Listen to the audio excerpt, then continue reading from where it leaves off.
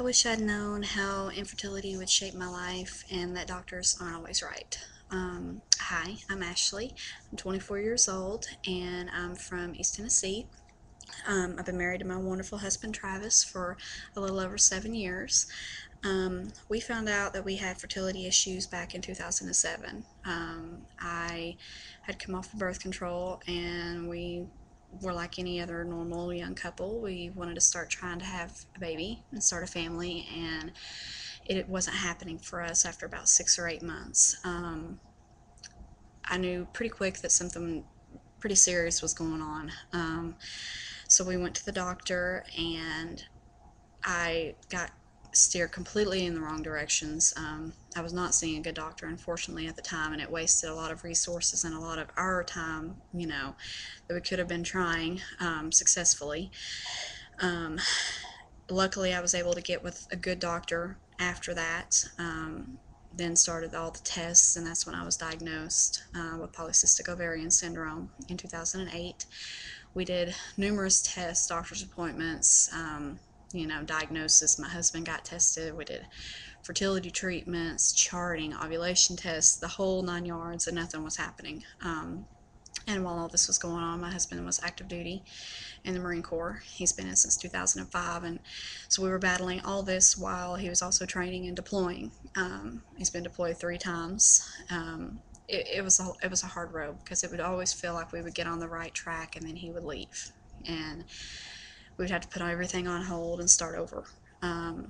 Finally, the end of 2009, I had been seeing a really good specialist, and we'd done probably 6 rounds of Clomid, and it hadn't worked. And she finally just looked at me one day and said, "Ashley, I've taken you as far as I can." And she's like, "I'm going to have to refer you to somebody else." And this same week, my husband got orders to Afghanistan, and he was supposed to be gone a year. And so it was a big kick in the stomach because then once again I was standing at the threshold of knowing, you know, everything had been wasted. We'd already lost so much time, and now everything was going to have to be put on hold again. And my husband was supposed to deploy in January of 2010, and for one reason or another, they kept getting delayed. And he ended up not leaving until May. And 3 weeks after he deployed, I found out I was pregnant. No fertility treatments or anything, just the old natural, old fashioned way. I was completely floored. I could not believe that I was pregnant. I probably took about 10 pregnancy tests. I was in such denial because I had been told that, it may not happen for you, and that was something that I was starting to accept. And then we were given this miracle naturally. And my husband was deployed the whole time I was pregnant with our daughter. She was born in January. She'll be 9 months old in a couple of days, and she's absolutely the light of our life. I had always prayed that if the Lord would just bless us with one child, that's all I would ever ask for.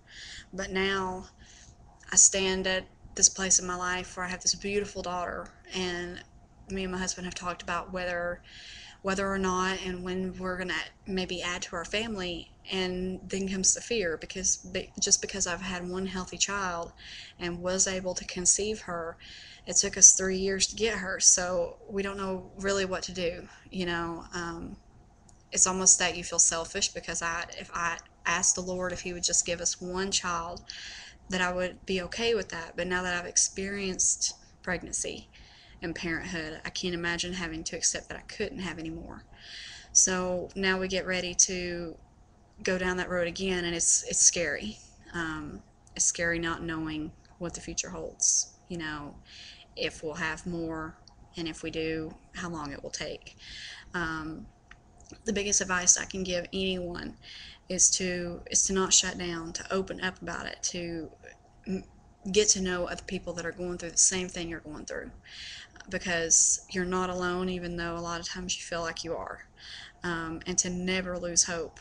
If your dream is to become a parent and to have a child, you'll do anything to make that dream come true.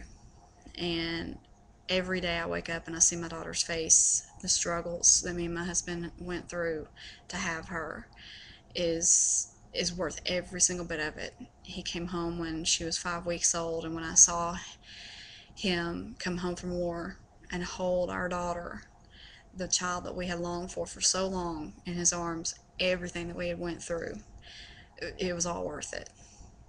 So thank you for listening to my story, and my hopes and well wishes go out to anyone out there who's struggling with this, because it is kept silent way too often, and everyone should be able to experience the wonder of being a parent.